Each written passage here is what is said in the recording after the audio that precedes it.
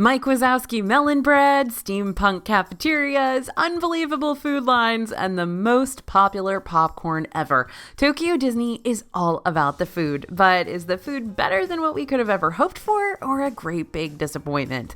Find out the truth about Tokyo Disney food today on DFB Guide.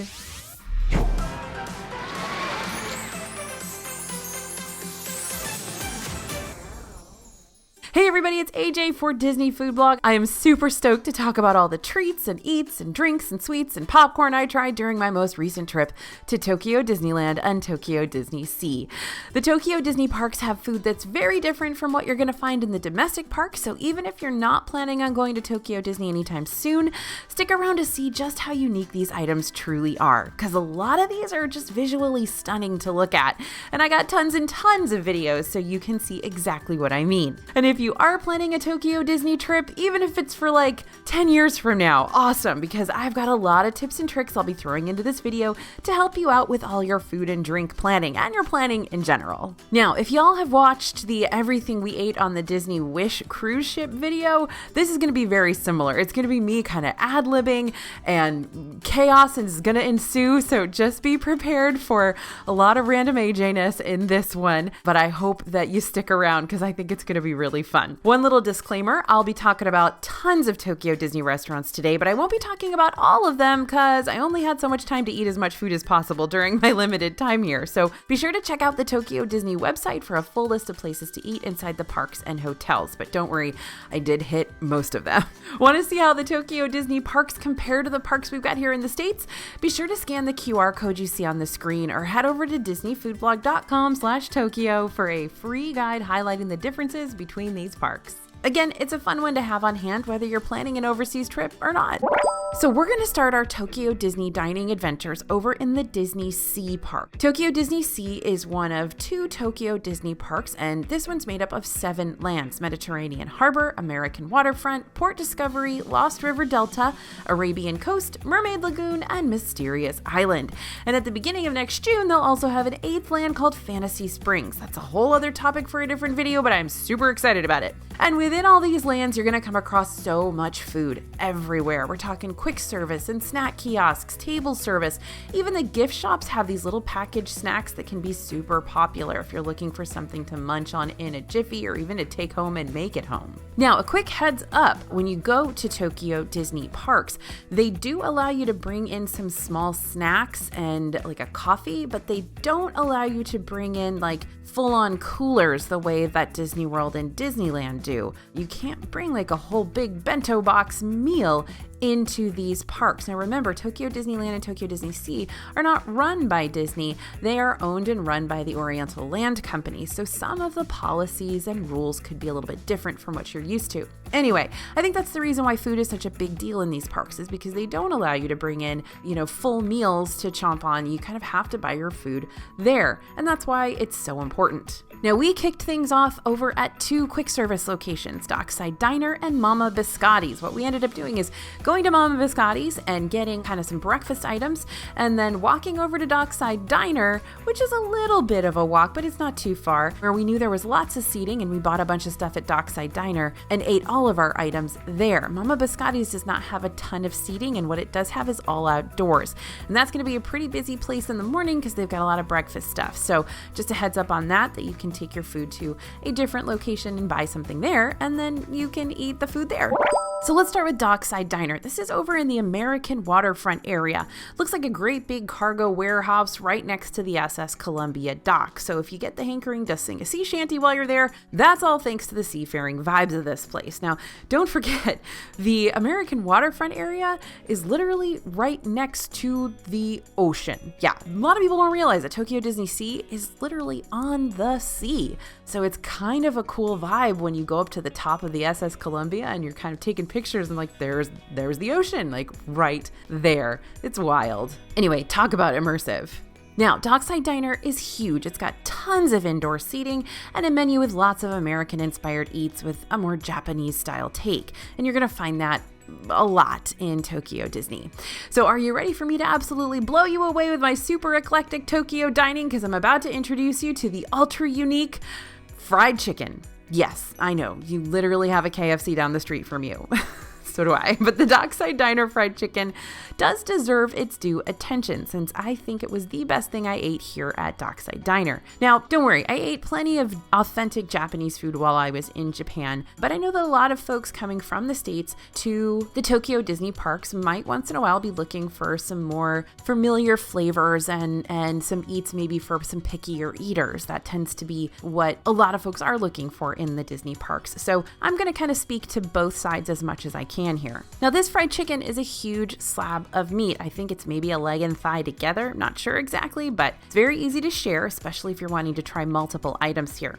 The chicken itself is a very flavorful, dark meat, while the batter has this nice corn-flaky texture to it, really savory, lots of flavor. Not gonna lie, I had a lot of fried chicken throughout my time in Tokyo. I'm a big karaage fan, and this was probably some of the best fried chicken that I had. Does it compete with the fried chicken at the Plaza Restaurant in Disneyland? Not even close, but even so, I would definitely order the fried chicken from Dockside again. Next up, we got the bacon cheeseburger casserole, which sounded really promising and looked amazing. Look at this. Don't you just want to dive into this bowl?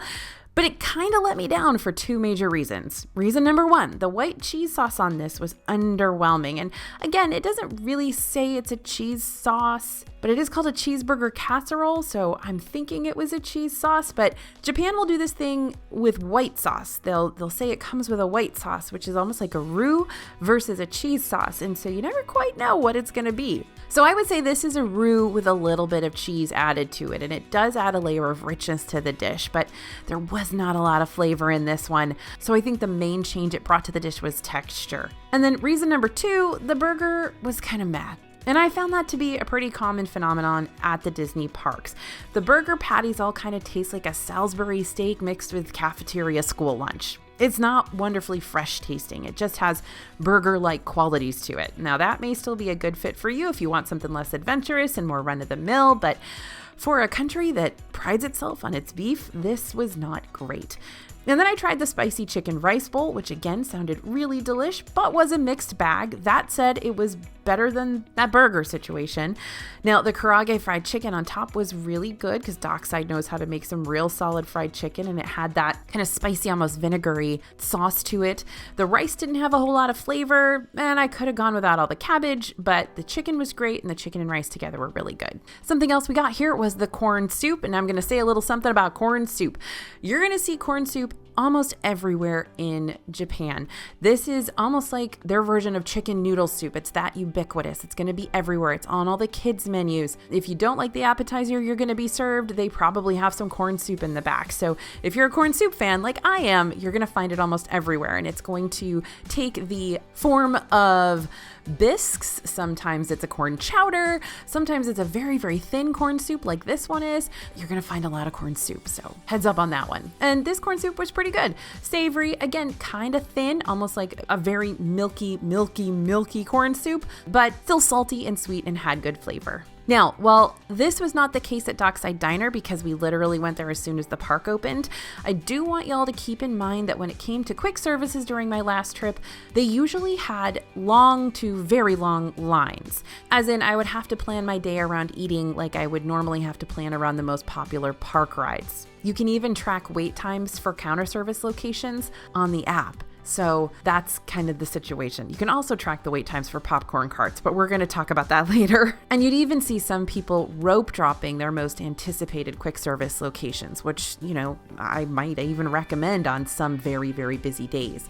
But starting November 8th, Tokyo Disney introduced mobile order on their Tokyo Disney app, which is an absolute game changer, I think. Right now, there's just a couple of restaurants that you can mobile order from, but as soon as all these restaurants have it, it is really going to make a huge difference because it's going to spread that demand across several different time windows. So the capacity is going to be better managed and you're not going to have quite the same length of lines, I don't think. Do I wish this had been around during my trip? Absolutely. But am I glad all future guests might be able to use this? 100%. Now, let's bring in that Mama Biscotti's stuff. This is basically a bakery. There's no place to sit indoors, just outdoors, if you'll remember. And Mama Biscotti's is really well known for two treats in particular, the Mickey-shaped bread and the Mike Wazowski melon bread. So if you got to choose between the two, I personally enjoyed the flavors of the Mike bread a little bit more. The Mickey-shaped bread was great. It was just like grocery store bread though. So it wasn't anything that you would get as like a croissant breakfast or anything. Anyway, while the Mike bread itself is cute and green and has a very mild melon flavor, the cantaloupe custard on the inside brings out those fruity flavors a lot more. It didn't used to have cantaloupe custard in it the last time I was in Tokyo. It was just Mike bread with nothing inside. So this is a little bit different and it gives it a lot more oomph, I guess. There's more there now with this particular Mike bread. Meanwhile, that Mickey shaped bread, like I said, also cute and very, very popular. It's brand new, actually. They just introduced it a few months ago. But besides being Mickey shaped, it's pretty basic. Now, you can also pick up a loaf of this bread at the TikTok Diner over at the Ambassador Hotel, but both Mama Biscotti's and TikTok Diner don't start selling it until 3 p.m. each day. And that's better than it used to be. When it first came out, you actually had to get a ticket to get it, and the lines were super long. Now it seems to be not quite as bad. TikTok Diner will sell out faster than Mama Biscotti's because you don't need a park ticket to get over to TikTok Diner since it's in a hotel. But anyway, we didn't have a problem getting it if we went around 3:30, 4 o'clock each day at Mama Biscotti's. Now, even though they're not doing the ticket thing, maybe during busier seasons, you may have to use a ticket to reserve your spot just for that Mickey bread. Just a heads up. Along with the Mike Mellin bread and Mickey bread, we also tried the tiramisu donut, which is also Mickey shaped and a good option for those who enjoy that mixture of coffee, boozy flavors, all wrapped up in almost like a donut sandwich. For me, this didn't really taste fresh enough. It tasted like it'd been made morning the day before kind of thing, but I am not a huge tiramisu fan either, so it could just be that I was not really loving the flavors in general, but the donut didn't seem super fresh. Not saying that it wasn't, just saying that was my vibe. We also tried the mayo chicken Danish, which I personally wasn't a huge fan of because Danish and chicken salad substance don't really mesh in my brain, but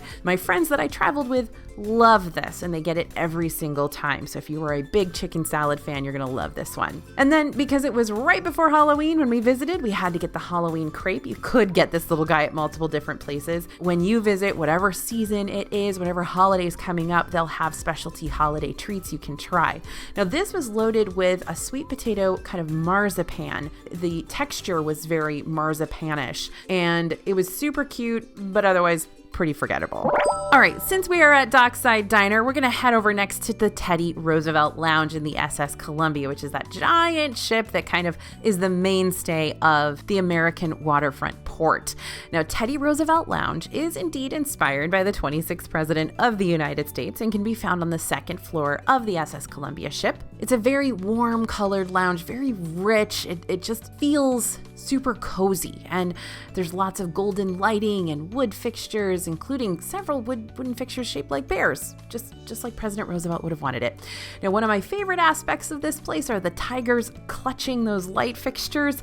Really, they have gone all out in this place. Now, there are some distinctly unique portraits of President Roosevelt because they're kind of trying to bring in all aspects of his life and all time frames of his life. So you've got him like boxing, and you've got him hunting, and you've got him holding a baby. Now, this is tongue-in-cheek since they're kind of cringe, like the weird boxing portrait is real weird. But anyway, take this place however you want to take it. I think it's just super cozy and a very relaxing place to just go and hang out, especially if it's your first day in Tokyo. This is a good place to just kind of take a load off and rest. Now, on the menu, you're going to find a whole array of different cocktails and spirits, wines and beers. They've got like dozens of cocktails on the list here, and there are mocktails and cocktails, alcoholic, non-alcoholic. There's something for everyone. And you've got a selection of lounge bites. Now, we ordered 2 of the cocktails that represent different ports in Disney Sea. There are 7 cocktails that each one represents a port in Disney Sea, so you kind of can choose from your favorite port or just choose based on what the ingredients are. And then we got 2 other drinks as well, 2 non-alcoholic drinks. So we got the Mysterious Island, which is Campari, strawberry liqueur, lychee liqueur, and grapefruit. We got the Mermaid Lagoon, which is blue syrup, muscat jelly dessert, seltzer, peach, and vanilla ice cream. We got a Cinderella, which was a variety of citrus juices, and the China Blue. Now, I'd seen this on a lot of cocktail menus and wanted to try it. It's lychee liqueur, blue curacao, and pink grapefruit juice. And we also couldn't resist the sandwich plate, which was a shrimp and salmon trout sandwich, fried chicken and waffles with maple syrup, all served with little teeny American flags in them. So obviously the lounge bites here are kind of going for that American flair. The drinks were all delicious, and the Teddy Roosevelt has dozens and dozens of options. So it's well worth your visit for anyone in the park. I really like that you can basically do your own little drink around Disney Sea with each of those port drinks. That was really fun. And the sandwich plate was massive. I mean, there was a lot of food on there. The chicken and waffles was really good. And I love that they had a little tiny maple syrup carafe that you could use to pour your maple syrup on it. I enjoyed this a lot. I think this is a good dish, especially to share among a group of friends. Okay, who's up for a good old American style cook-off? Now, Cape Cod Cookoff is a quick service over in the American waterfront. And I promise that the next one we talk about is not going to be American themed food. Anyway, this looks like a town hall that you'd find in a small town where everyone knows everybody. My favorite part is the very Waiting for Guffman-esque, or the Parks and Rec-esque, for those of you who are younger than I am, mural of the whaling disaster of 1840.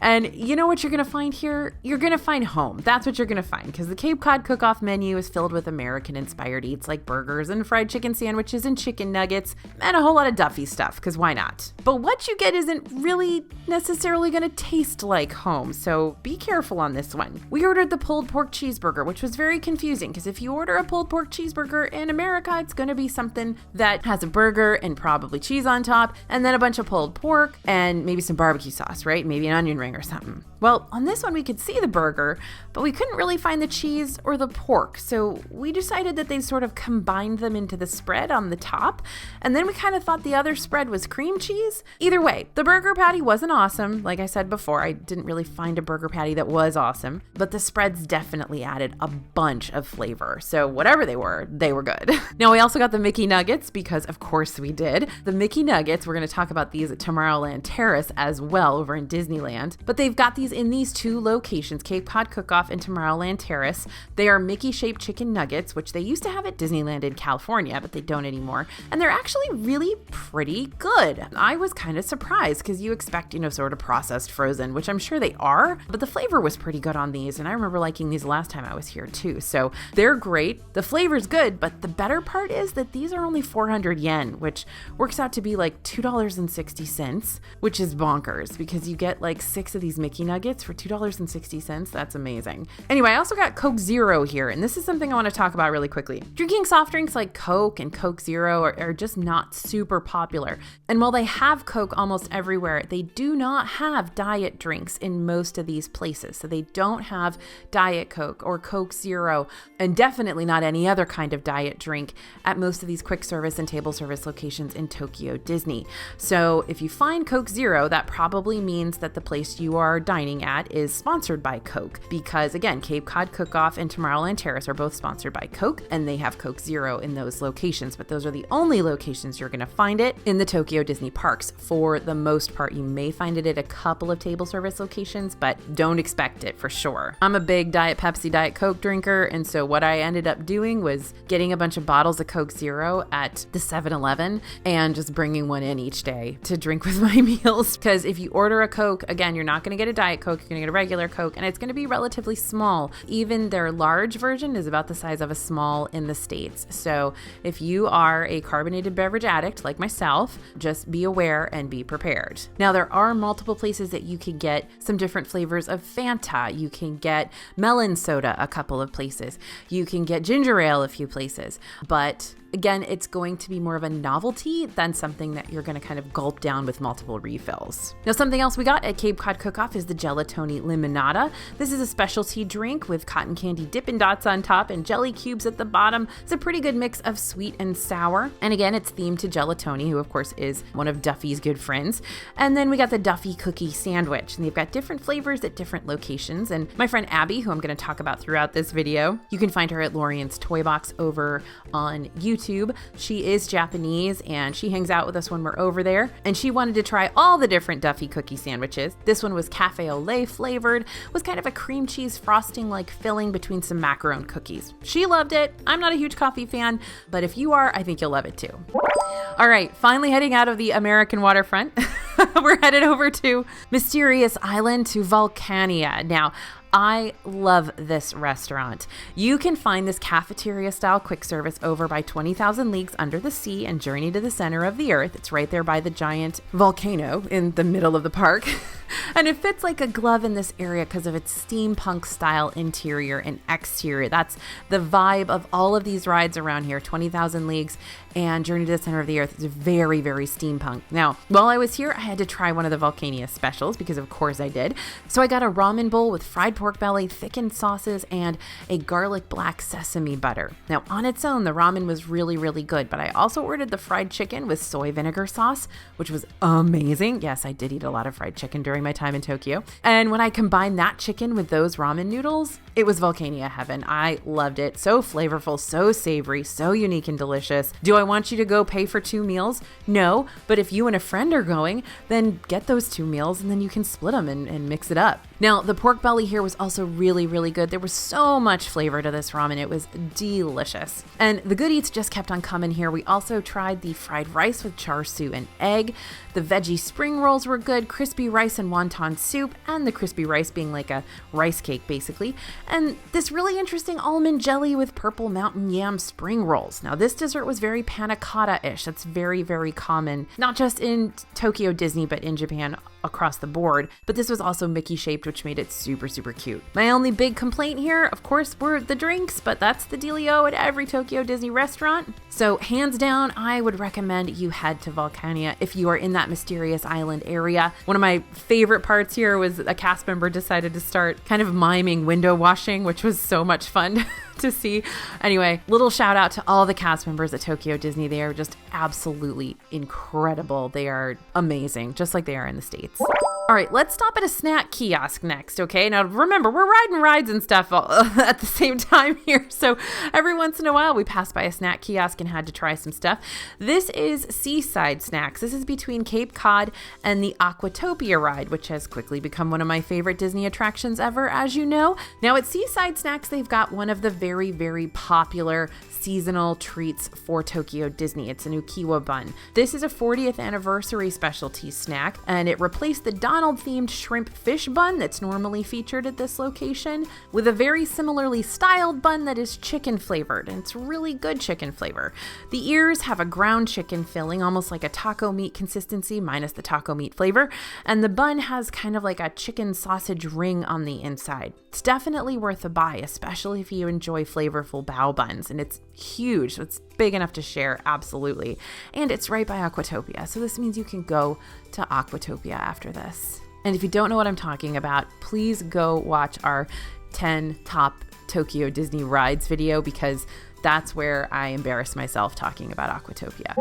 Now, once you ride Aquatopia, you can go over to Bayside Takeout. Now, here comes more of that futuristic theming that Port Discovery is so well known for. Bayside Takeout is a quick service location designed to look like a futuristic marina. And here we picked up 3 different items. First, there was the creme brulee churro. This is very, very popular right now. And rightly so. It's a hollow churro filled with creme brulee custard, and when you combine the crunchy churro outer layer with the creamy custard on the inside, it makes for a very satisfying treat. I would order it again and again if I could. Second, we got a super delicious smoothie. Again, Bayside succeeds at another delicious afternoon snack. This one was everything you want a smoothie to be. It was tart yet sweet. It was juicy and slushy. There were some big old jelly chunks at the bottom, which sounds kind of gross, but I promise you they just made the smoothie better. And third, there was this great sushi roll, which was a long rice roll stuffed with fried shrimp and chicken. Pretty basic for a sushi roll, but another solid option. A lot of food here. Again, very walkable snack that will probably replace a meal for you. Solid option. So all in all, Bayside Takeout is an A+ if you happen to be walking by. Now, next up was another thing that I had tried on my first Tokyo trip and had to have again. This has been really, really popular for years and years in Tokyo Disney Sea, and it's the potato churro. This is over at an unassuming little kiosk in Mysterious Island. It's called Refreshment Station. That's literally what it's called. And it's kind of between Port Discovery and Mysterious Island. Now, this churro has actually gotten even better than it was the last time I was here. It's got a major glow up. The potato churro now comes with a demi-glace filling. So if you're trying to figure out the flavor profiles here, think a long fried mashed potato stick, kind of like long fries if you've had long fries in any countries you've visited, with a flavorful gravy inside. Now, it is really, really good. Again, really walkable, a super filling treat, shareable for sure, but if you have one, don't expect to want dinner anytime soon. Now, the line for the potato churro can be a little bit long, so again, go at a time that's not like a prime meal time. Okay, we're headed next to Mellin's. Now, this is a table service restaurant. It's in the Mediterranean harbor area. And it is one of, if not the most popular table service restaurants inside Tokyo Disney Sea, just for its dining room atmosphere alone. Mellin's is pretty much a love letter for all things travel and adventure and Society of Adventurers and Explorers, SEA. All the decor here ties into that society, just like the nearby soaring attraction and the fortress attraction, and tells the story of explorers who've journeyed across oceans and studied astrology and traveled all over the globe, a la renowned explorer Ferdinand Magellan. Now, those of you who are diehard Disney fans, of course you've heard of the Society of Explorers and Adventurers. You can see elements of this society in almost all the parks around the world. It's kind of like a secret thread that sort of ties them all together. Now, along with the international inspired setting here, you're also going to have a full selection of international inspired eats on the menu. While lunch is a la carte, dinner is prefixed, so you'll have to select one menu from a series of options. All include one hors d'oeuvre, one salad or soup, one entree, and one dessert. I ordered the Magellan menu, which was 8,000 yen or about $50. It's a pretty expensive meal for Tokyo Disney, where everything seems super cheap right now with the dollar being so strong against the yen. Now, I started with the pork and chicken liver terrine and pork jelly on duck roulettes plus bread. One roll has a Mickey head embossed on it, which I absolutely love, and you can get coffee or tea with that as well. I'm not a huge fan of terrine or any kind of savory jelly. Plus, it was served cold as expected, so this was not my bag, but it was super flavorful, just not flavors I necessarily wanted to eat. So I didn't love this first course. I kind of knew that I wouldn't, but that's okay because the rest made up for it. Next up was the sauteed sea bream and scallop with orange-scented white wine sauce. Now, I'm not a huge fish fan, but this dish was incredible. The fish was so light and the sauce had a power punch of flavor, which was not expected with orange-scented and white wine sauce, but it was very rich, obviously kind of super reduced to clarify those flavors, and just incredible. Now, the scallop was much fishier tasting than the bream, just a heads up for that, because it kind of was unexpected for me, but it was still really good. Okay, next up on the prefix menu was the sauteed beef tenderloin with Madeira sauce. This was exquisite. Steak cooked just right. Sauce was flavorful and savory. The dish was finished with some light tempura asparagus and what I think was a little pat of potato topped with a tomato sauce along with some mushroom and zucchini as garnish. Small enough dishes to not be completely stuffed at the end of the meal, but just really well done overall. And then dessert was the vanilla creme brulee. Now, Abby said it's great because they do it in a big wide dish, so there's a lot of surface area for the crunchies, which I agree with 100%. This is a very standard creme brulee, but a good one nonetheless. Now, other menu options included a specialty Halloween menu for 11,000 yen, a Pacific menu for 6,000 yen, and a kids set menu as well. Overall, this is a lovely date night or special event restaurant, and while it was good, it takes a good chunk of time out of your touring day. It's a relatively slow meal, and it's also super expensive compared to everything else. And with so much other food to try in the park, it might not be the best use of your budget or your time if you're trying to cover a lot of bases. Now, were you missing the Italian food? Don't worry, Disney Sea's got that too. Zambini Brothers Ristorante was our next stop. This is a quick service location set inside a giant winery that's been converted by the three brothers to be a place that now serves heartier items like pizzas and pastas. Now, this place is massive. It is huge. There's plenty of seating, both downstairs and upstairs, including some outdoor seating.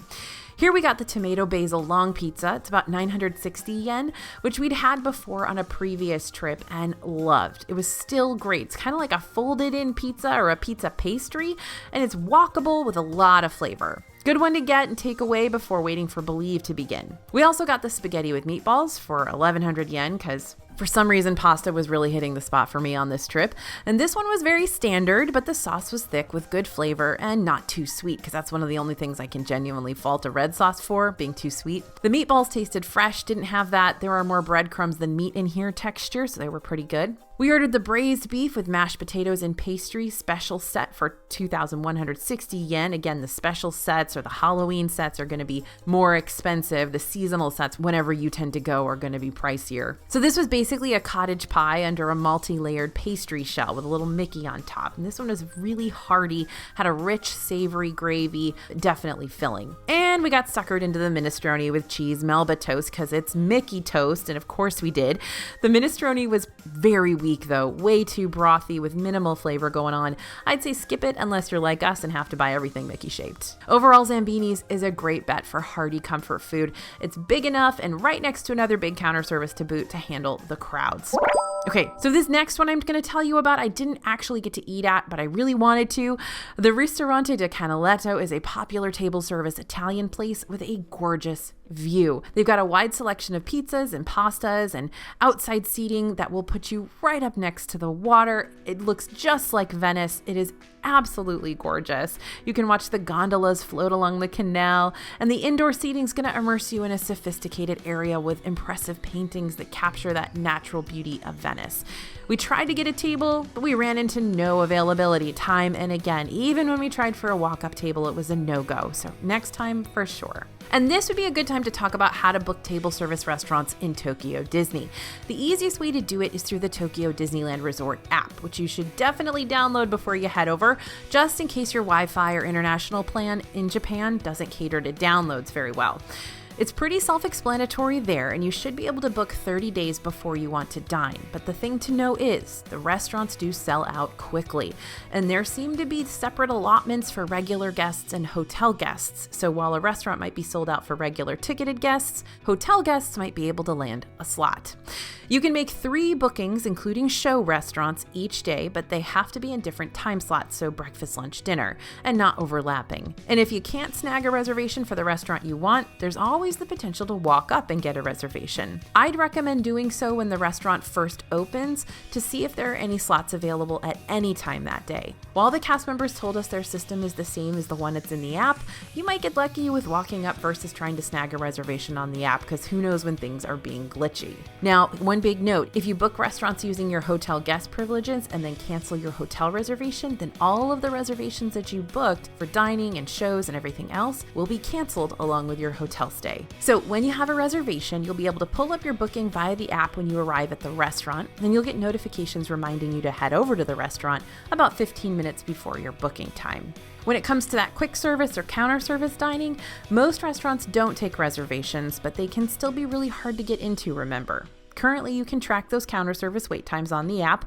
along with ride wait times and popcorn cart wait times.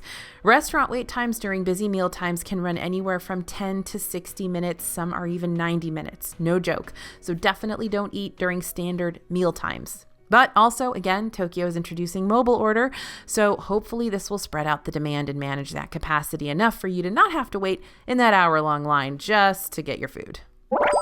And now on to my second park of the trip, Tokyo Disneyland.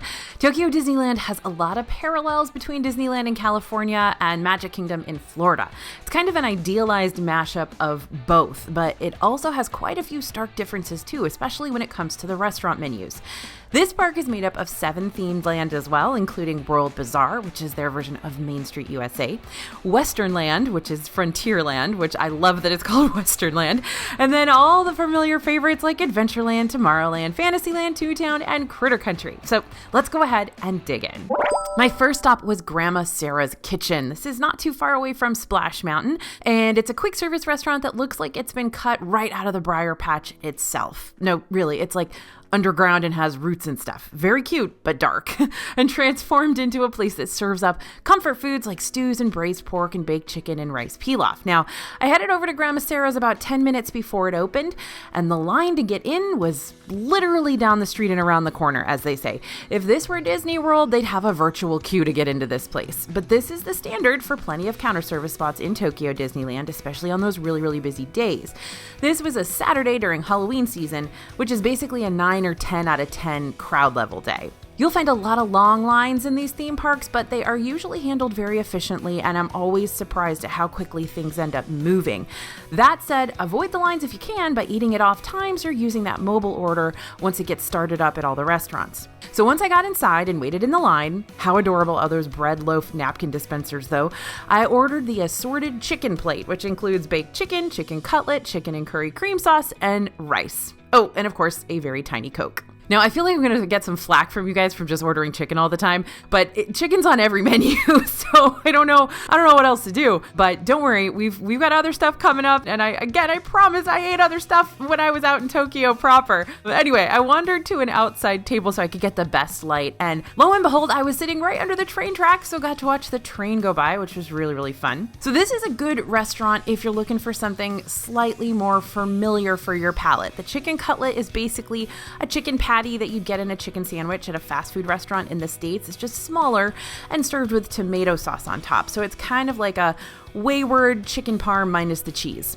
The baked chicken was a baked chicken thigh, not the most flavorful thing, but fine. The chicken cream curry and rice offered a more robust flavor and texture for sure, but still wasn't something completely out of the blue to an American palate, so this could be a good starter spot on your trip. The cost is about $10, and what you're generally going to find in Tokyo Disney while the exchange rate is favorable is that things will cost a lot less than you might expect you're used to. Like those $6 water bottles in the States are going to cost you like $1.50, and the $18 fast food in Disney World, again, it's going to be like $10. One thing that was interesting about Grandma Sarah's is that they're trying a new recycling thing here where you peel the lining off of your plate and throw it away and then recycle the rest of the plate. Various quick service spots here have various policies. Sometimes you have to throw away your liquids and food waste and then recycle the containers. Sometimes you just throw everything away in the same bin. Just follow the directions wherever you are. Next up, and I mean literally next up, I went directly from Grandma Sarah's over to Crystal Palace.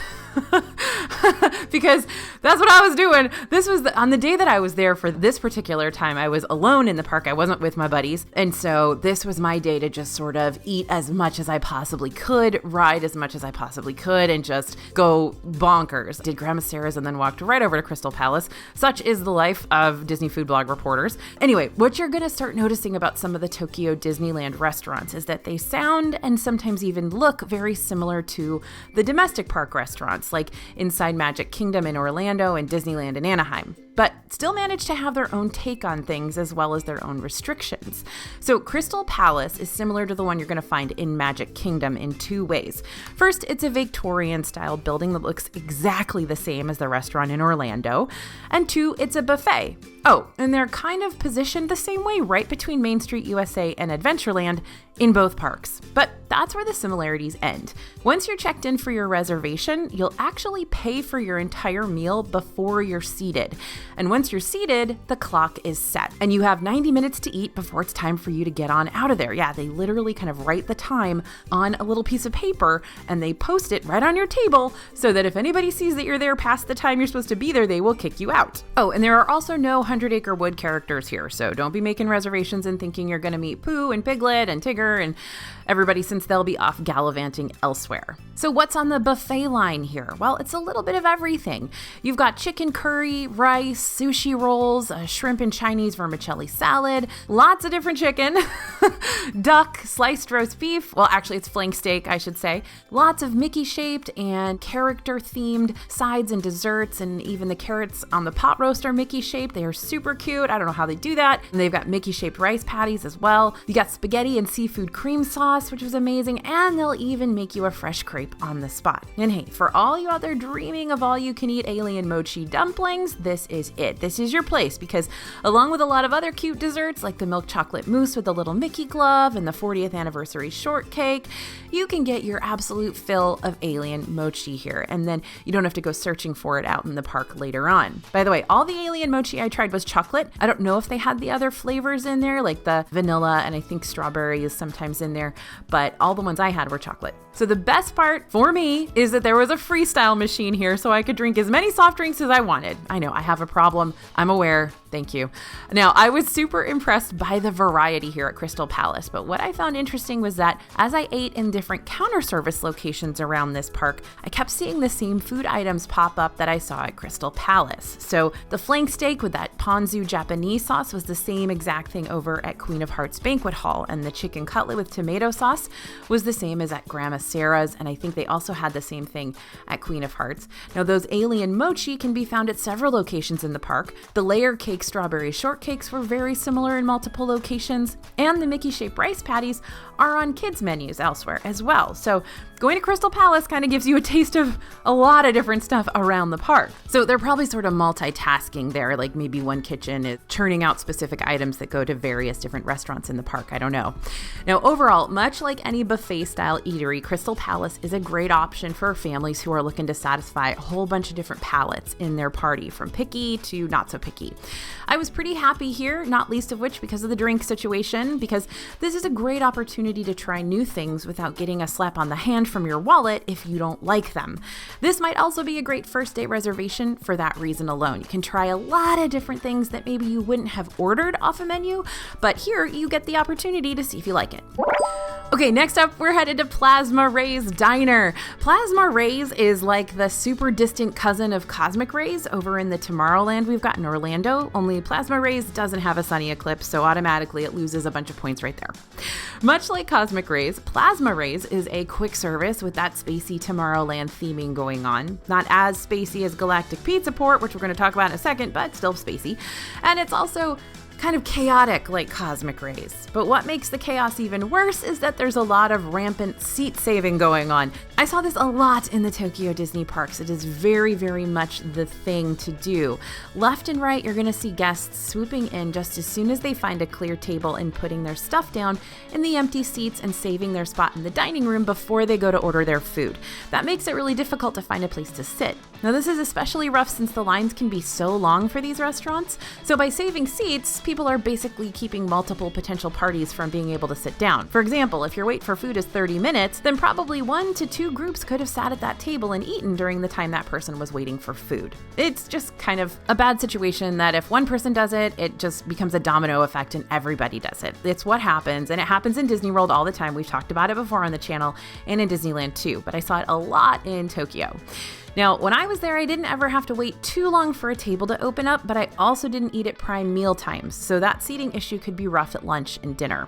Plasma Ray's doesn't have a whole lot of options on its menu, but it does have some unique, to us, bowls and curry soups, as well as a meat patty, which comes with veggies, and a rare chicken, which is basically a deep fried chicken sprinkled with crunchy mochi bits. This is also a place you can find the ever so popular alien mochi dumplings if you're on the hunt for them and you didn't just eat your fill of them at Crystal Palace.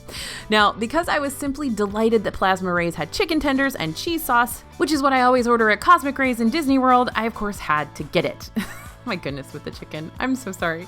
Now, these tenders were surprisingly good. I was really shocked how different all of the fried chicken was at all these different restaurants. These ones tasted fresh and not as processed as a lot that I tried and had a good savory breading. These were served with tortilla chips that were green and shaped like little teardrops. I was thinking these would just be basic Tostitos type chips, but they had what tasted like a ranch flavoring on them. It wasn't ranch, according to my friend Abby, but that's the closest thing I can give you as far as flavor. That was a fun surprise, and I also had fries here, and let me say that the fast food fries in Tokyo Disney are game on, definitely worth the buy. So is Plasma Ray's a decent spot to grab yourself some food? I'd give it a 6 out of 10, I think. The biggest benefit here is that the wait is usually minimal compared to other more popular restaurants in the park. But if you're only grabbing one fast food meal in the park, skip this and head for Queen of Hearts Buffet or Hungry Bear instead. Now, you know how I said Plasma Ray's was a distant cousin to Cosmic Ray's in Magic Kingdom? And you know how Tomorrowland Terrace is a restaurant in Magic Kingdom Kingdom too, but not the same as Cosmic Rays. Okay, here's where things get confusing. Tokyo kind of mashes these up. Tomorrowland Terrace is located in the same place in the park that you'll find Cosmic Rays in Magic Kingdom, and it even has a giant stage exactly where Sunny Eclipse's stage is at Cosmic Rays, but it's called Tomorrowland Terrace. Confused? Me too. But what you need to know for the purposes of this video is that Tomorrowland Terrace is a giant restaurant with tons of seating that serves burgers and such and is sponsored by Coke, so they have Coke Zero. Now, we came here specifically for two things, the Baymax burger and the Mickey chicken nuggets, because we're going to get them anytime we can. Baymax was a specialty Halloween burger. I think they have Baymax buns on a lot of their burgers here, but they change out seasonally. And this particular one had beef and pumpkin on it. Now, we got those chicken nuggets too. Again, they're only like $2 and they're delicious. We got the Mickey cinnamon churro. Now, this is another thing that Tokyo has that no other park has, is those Mickey shaped churros. We got French fries again, and the sparkling citrus drink for the 40th anniversary. Now, the Baymax burger was super interesting.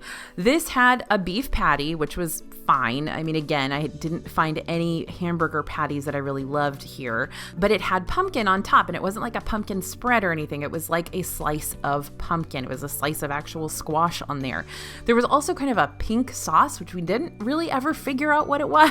But it brought a little bit of sweetness to the burger. So again, what you're going to find a burger, but it's going to be different. It's going to be different than what you are used to. So keep an open mind for all this stuff. Now, of course, that was a Halloween menu item. So if you go at a different season, you're probably going to find a different seasonal item there. But I know that those Baymax buns are pretty popular, so they do kind of keep those around. The Christmas version of the Baymax burger now has beef ribs and mayonnaise. And the reason why I know exactly what's in it when I don't know what that pink sauce was on the one I ate is because it was toward the end of my trip that I started using Google Translate on screenshots from my phone. The menus on the Tokyo Disney website are only in Japanese, so if you're pre-planning, learn from my mistake. Take screenshots of the menu items you think look good and toss them in your Google Translate to see the approximate descriptions. Now, the Mickey Cinnamon Churro, you have to buy it because it's shaped like Mickey, but they're never very good. They almost taste like they're whole wheat churros, which of course they're not, but they always taste kind of stale. They're really skinny, so you don't have that really nice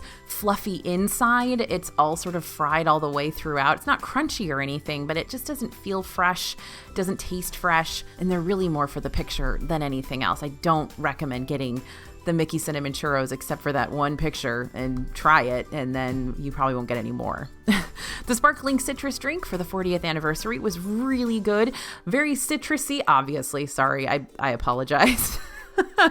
But it was basically kind of like a lemon, lime, grapefruit, orange kind of situation, like a club soda with some flavors and a couple of lemons. And of course, they always will put either jelly cubes or popping pearls there in the bottom of it.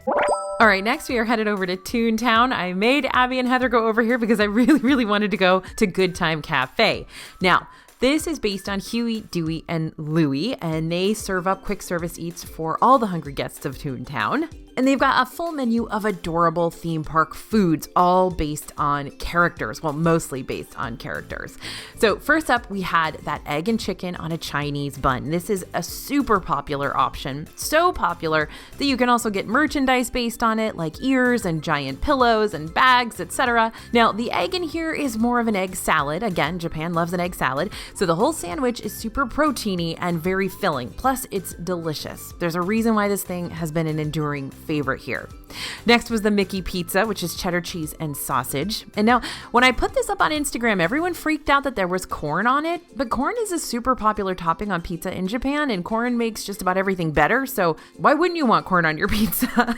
And despite this pizza looking a little bit burnt, it wasn't. It was actually really good. The crust wasn't too thick, there was plenty of sauce and cheese, and the sauce was super savory and memorable. Like, when I look at the pictures of this, I can still taste it in a good way. And we were all surprised at how much we enjoyed this one, so good purchase there. The strawberry chocolate chip muffin. Now, this one also looked like it was going to be disappointing. It looked dry and kind of like it'd been sitting there for a while, but alas, it was another sleeper hit. And for the first time in my life, the icing wasn't the best part. The muffin itself was super moist and tasted like it had just come out of the oven. I was super full already, but I couldn't stop eating this one. So there you go. Don't judge a muffin by its wrapper. Now, they also have spring rolls here. Right now, it's egg and shrimp, but they have had pizza pizza in the past. We love the pizza version. If they have it, definitely get it. And Abby also grabbed the Halloween pumpkin milk and tapioca here, which they also had at a couple other counter service spots, and she deemed it to be sweet and yummy, but not mind-blowing. Don't worry though, it's not there anymore. Now they got a different Christmas thing. And finally, I got the lemon tart with a souvenir 40th anniversary plate. Now, this is something you're going to find at most Tokyo Disney quick service locations, merchandise upsells. Maybe it's the legions of Duffy boxes and bags and figurines at Cape Cod Cookoff, or 40th anniversary candy containers and tote bags over at Plasma Rays. There are hand wipes cases and mini trays. There's always a trinket or 12 to buy along with your food, and lots of the dessert items can be bought with a merchandise companion. So in this case, my lemon tart came with a relatively good quality ceramic 40th anniversary tray, which I absolutely love, and now I have it in my bathroom despite the fact that I rarely collect merchandise of any sort. All right, are we ready to go to the Great American Waffle Company? Y'all, the line is going to be really long for this one, so make sure your phone is charged. The Great American Waffle Company does not leave much to the imagination. It's an American-themed counter service that sells freshly made Mickey waffles. Now, the thing to know about this place is that it is unbelievably popular, as in you should probably rope drop it level of popular. So the wait time here can get up to 90 minutes on busy days. I don't even know where they put all those people in line. In the past, Great American Waffle Company used to serve lots of different waffle flavors like chocolate and apple, but now you've only got one on the menu. When we were there, it was the Halloween version with chestnut whipped topping and maple sauce, and it was very fall themed. Now they've got their Christmas version up, which has strawberry whipped cream and freeze-dried strawberries along with a little holly leaf accent. Super cute, but again, that's the only version you're gonna get if you go to Great American Waffle Company anytime between now and Christmas. Now, overall, these are decent waffles, but ours was a little overcooked and crunchy on the outside, so your mileage may vary. And if you want butter for your waffle, BYOB. Heading over to Queen of Hearts Banquet Hall next. This is a place I did not get to eat on my last visit, and I just really put my foot down and said I have to eat here this time because it's so wild inside. So while the Queen of Hearts is decapitation happy, she does know how to decorate. The Queen of Hearts Banquet Hall is an Alice in Wonderland themed buffeteria, whatever you want to call it, basically a buffet cafeteria. So you're going to see lots of decor that's whimsical and wacky and colorful, with familiar characters represented like the Mad Hatter, Tweedledee and Tweedledum, the Cheshire Cat, all of those playing cards, and other members of the Trippy cast. Also, I'm a big fan of the giant flower lamps looming over the tables. Very atmospheric. I definitely want one. Now, this place is really popular too, so wait times could be high on busy days. Do I sound like a broken record? I know. Yeah, that's how it is there. But I can highly suggest going here right before they close, when the wait times tend to dwindle as people wait for the nighttime parade. But note that they do close before the park does, so check those hours. So what do we get here? Corn chowder. Oh, of course we did. Now, this is a full-on chowder, very chunky and filling, and a good-sized portion too. Also got the flank steak with Japanese sauce. This is the same thing in a larger size as what I got at Crystal Palace. The Japanese sauce is a ponzu sauce, which is a citrusy soy-based sauce. Relatively basic, but it does bring some sweet tartness to the meat. We got the roasted chicken. This is straight up what you'd get from a Boston Market type spot, so it's going to be familiar to your picky eaters. Each main entree, by the way, is served with a little savory tart with potato and vegetables, which is also a nice compliment. Abby got the meat patty with cheese and demi-glace sauce. Now, this is basically kind of a Salisbury steak kind of patty. They call it a hamburger patty. You've got a little heart-shaped cheese on the top, and then you've got that demi-glace, that rich, savory reduction sauce. This was fine. I mean, again, this is not something that I would probably write home about or line up to get again, but all of these main entrees were okay. They were fine. Great? No. Worth the wait? Probably not. But glad we did it. Next, we got the desserts. So the heart-shaped strawberry mousse was our first one. This is a strawberry mousse with kind of like a strawberry jelly on the top. This one I tried first, and I thought it was pretty basic. You know when Disney makes those really fancy desserts when they don't really taste like anything? So There you go. There was the Queen of Cake drink, which I love because I consider myself the Queen of Cake. This one was berry and cheese flavored. Now, the cheese here is going to be a sweetened cream cheese kind of situation, so it's not going to be a savory cheese. And we love the Cocoa Krispies and little playing card on top. Again, this is probably more show than substance, but it was fine. We also got the special cake. Now, you can get this 40th anniversary cake whole or by the slice at Queen of Hearts, and I expected to love it because I am the Queen of Cake, but it was underwhelming. It's basically another strawberry shortcake variation, but the cake was soggy and the cream filling was liquidy and kind of blah. So I'd go for the strawberry mousse over this, even though I just said it was really basic. So there we go. Now, my best purchase at Queen of Hearts Banquet Hall was the tray. Now let's talk just for a second about how much I wanted to steal every single counter service tray I saw in the parks. Plasma Rays, Dockside Diner, Tomorrowland Terrace, the mid-century vibes of these cafeteria trays, each uniquely stamped with the restaurant's graphic logo, were top notch. I love a good tray, and while I did not steal any trays, you bet I spent 1,200 yen to buy the mini Queen of Hearts tray. I use it every day. So if anyone sees any of the other quick service spots are selling their mini versions of trays, please let me know because I will be the first in line. I also bought a Country Bears Jamboree tray that was for sale in Westernland, and it is phenomenal. So I don't know. I got a thing for trays. Maybe it's the Food and Wine Festival. Next up, let's head over to what I like to call mini Fantasyland, because I don't know why Beauty and the Beast is over there in between Tomorrowland and Toontown. It doesn't make any sense to me, but I call it mini Fantasyland. So we're going to go over there to where the Beauty and the Beast ride is and La Tavern de Gaston. Now, much like Gaston's Tavern in Magic Kingdom, La Tavern de Gaston is a Fantasyland counter service themed around the winner of the Nobel Prize. Ha ha ha ha. But unlike Gaston's Tavern, you can pick up more than just a cinnamon roll here. On the menu, you've got savory options like the Big Bite Croissant, more on that in just a sec, the French Toast Sandwich, and the Hunter's Pie Beef Stew. There's also an hors d'oeuvres box and a beer cocktail set, which is like a bunch of charcuterie items thrown into a cardboard container, and a couple more desserty items too, themed around the Beauty and the Beast villains. We had Gaston on our last trip.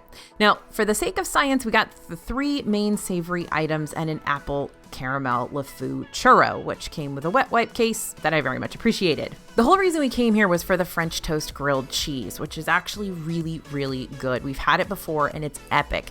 It's very greasy, but it's really good. There's lots of melted cheese inside. The bread was nice and crunchy on the outside, soft on the inside. You got a tiny bit of sweetness there from it being French toast. Now, the Hunter's Pie Beef Stew was another super filling dish, but could get very messy if you're not careful.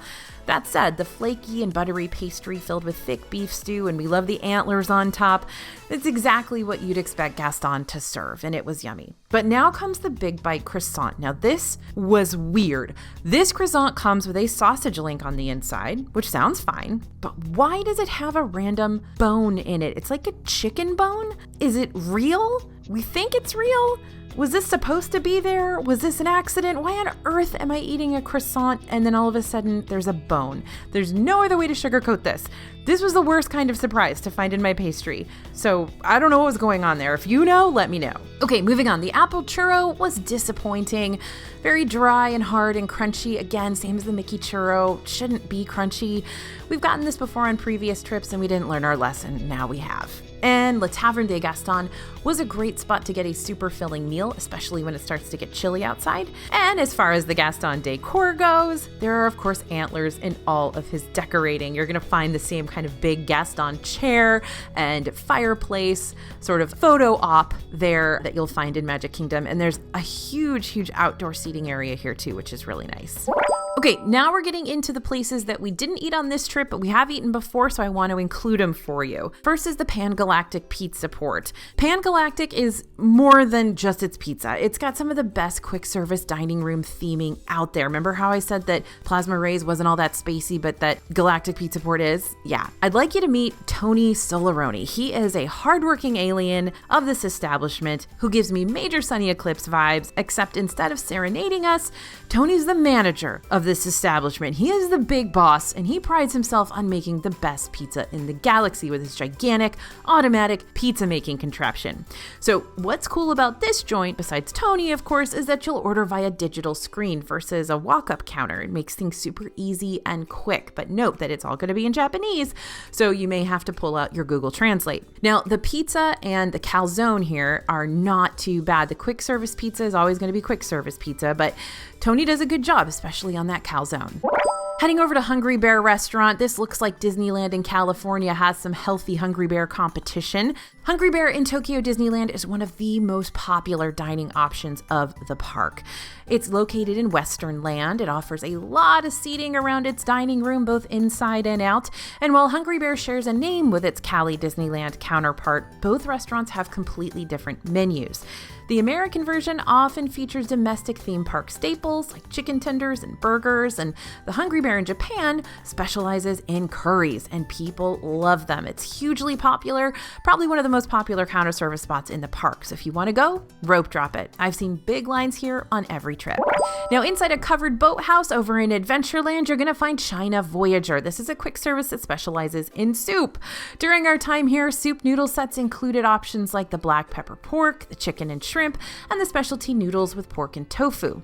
I wish I could have gone, but we just didn't have time for this one, thus my nighttime footage. Sorry about that. Now, if you want sweets, World Bazaar Confectionary's got sweets, but this isn't really like Main Street Confectionery in Orlando's Disney World or Marceline's Confectionery in Anaheim. It doesn't have freshly made treats or a candy counter. It's just a really big merchandise shop with lots and lots of pre-packaged stuff. Very cute stuff, but pre-packaged stuff. Now, Center Street Coffee House isn't your average coffee house. It's actually a time capsule pulling from the Art Deco stylings of the 20s and bringing them into the World Bazaar, while also serving up caffeinated beverages alongside a select menu of bites. And this includes the ever so adorable Baymax curry. Look at him. Have you ever seen such an adorable Baymax-shaped rice formation in all your life? This might be the first Baymax-shaped rice you've seen ever.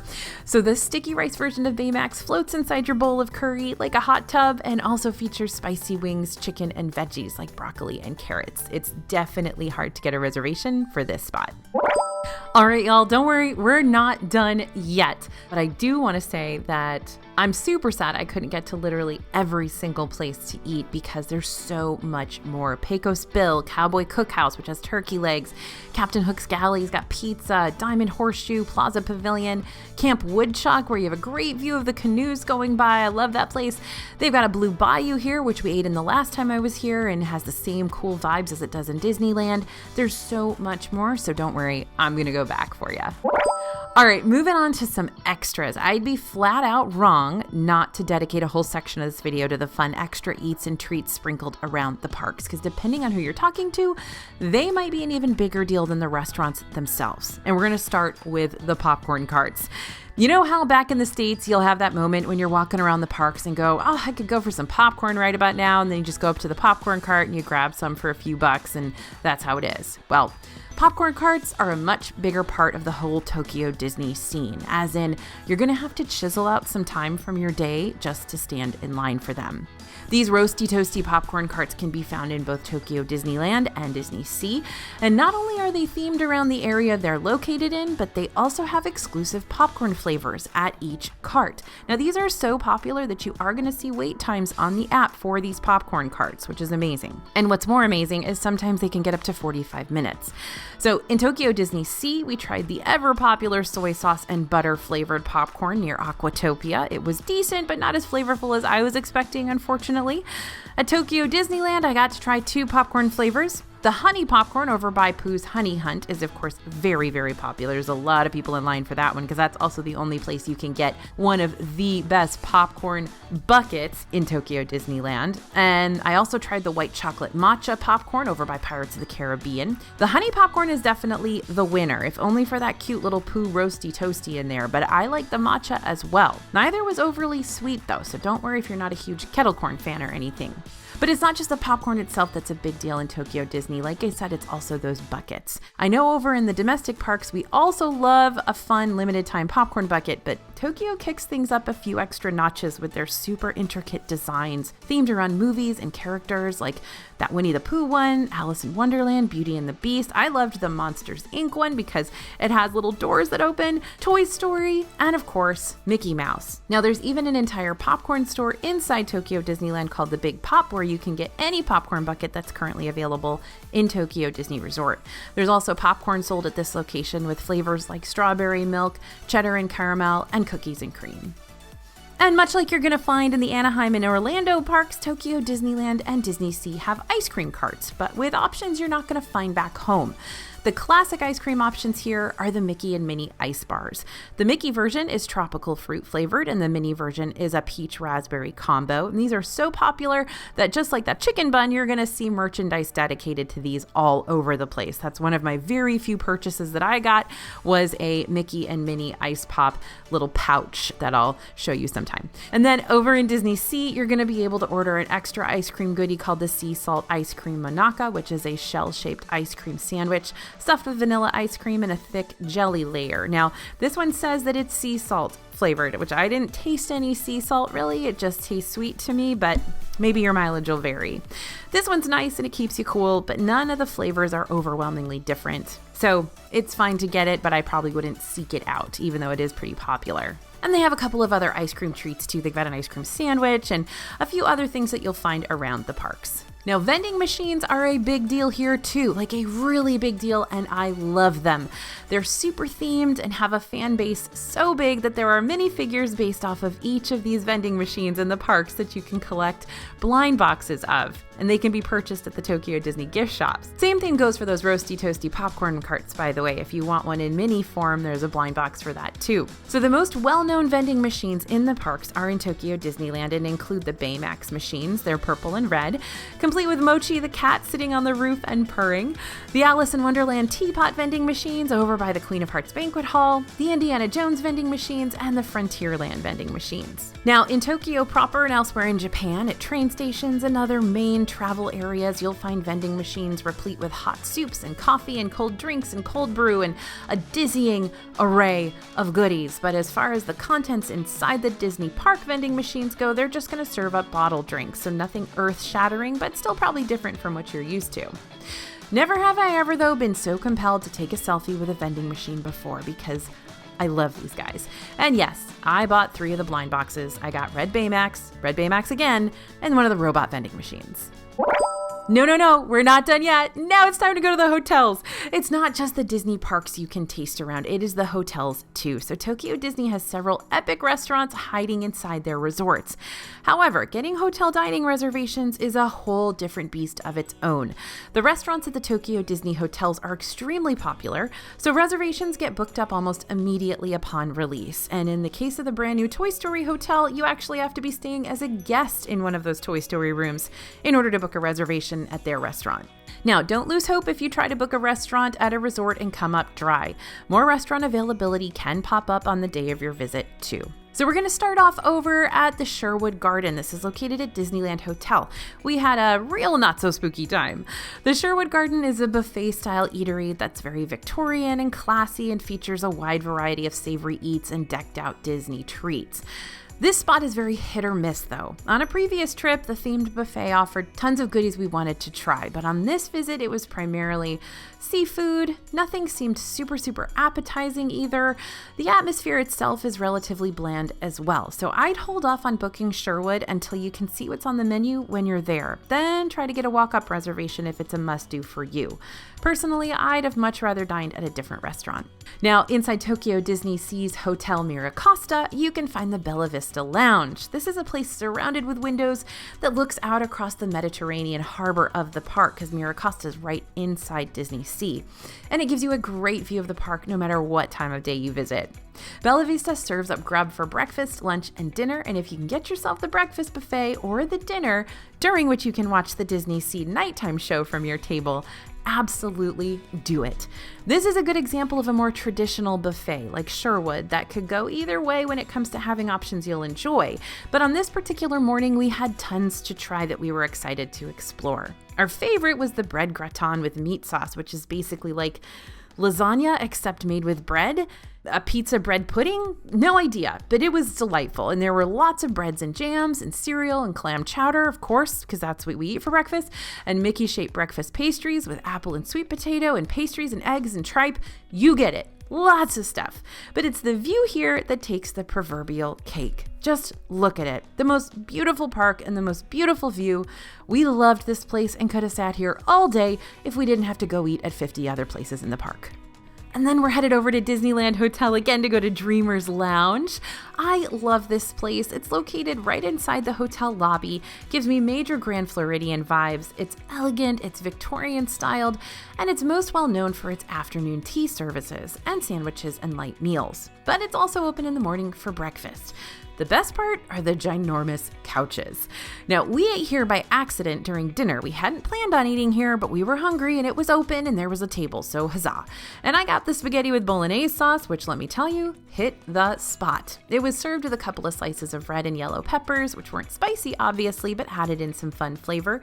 That said, the spag was perfect, and the meat sauce was just what my little American heart was craving after a day of new dining discoveries out in Tokyo.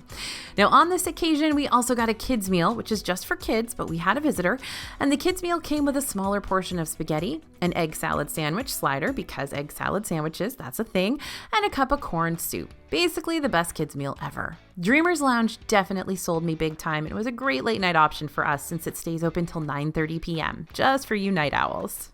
Now, if you can get a reservation for the Hyperion Lounge, consider yourself a lucky duck. You'll find the Hyperion Lounge at the Ambassador Hotel, and once again, this is a really elegant spot with high ceilings, lots of natural light, and warm-colored decor with also some outdoor seating. This isn't a restaurant where you're going to come to eat a hearty meal. Hyperion mostly specializes in unique desserts and drinks, so why is it so difficult to get a reservation? Well, you only have to get a reservation for the very specialty desserts and the very specialty items. These reservations sell out almost immediately because the things you can get are so cute. When we were there, it was this giant Donald bento box with a lot of desserts inside. Anyway, you gotta have a bat phone to know when this stuff is coming out. Now, while we were here, we picked up a strawberry shortcake, which had a pipette filled with Grand Marnier, and an adorable Ambassador Hotel emblem with Director Mickey on the front. And we also got the Halloween drink, which was another slushy, fruity drink. So these were both fine, probably not something I would have traveled to get, but we were actually just trying to kill some time before we had to head into Tokyo to go on a boat dinner that we were going on.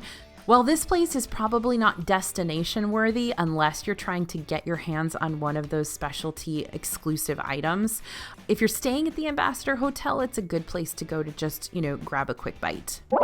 Now, Disneyland in Anaheim has Downtown Disney, Disney World in Orlando has Disney Springs, and Tokyo Disney has Ikspari. Ikspari is a little shopping district where you're going to find a handful of stores and restaurants and other basic attractions. You can make it to Ikspari by hopping aboard the Tokyo Disney monorail, or you can walk there from Tokyo Disneyland. Now, unlike Disney Springs, where you could literally fill a whole day with shopping, dining, and entertainment, making your way around Ikspari isn't going to take you more than a few hours. And as far as dining is concerned, you've got a handful of unique locations you could try, but you're also going to stumble upon some chain restaurants that are mighty familiar, like Red Lobster, Outback Steakhouse, McDonald's, Krispy Kreme, several others that make you feel like you're right back home. Now, if it's getting late and you need something to nosh on, Ikspari restaurants tend to stay open later than the Tokyo Disney Park restaurants do. They also make for a nice little pit stop if you're looking for a meal that's more familiar. But as far as making a specialty trip out just for the Ikspari featured cuisine, you're not going to be missing out on too much if you decide to choose something or someplace else. So, we've made it to the end.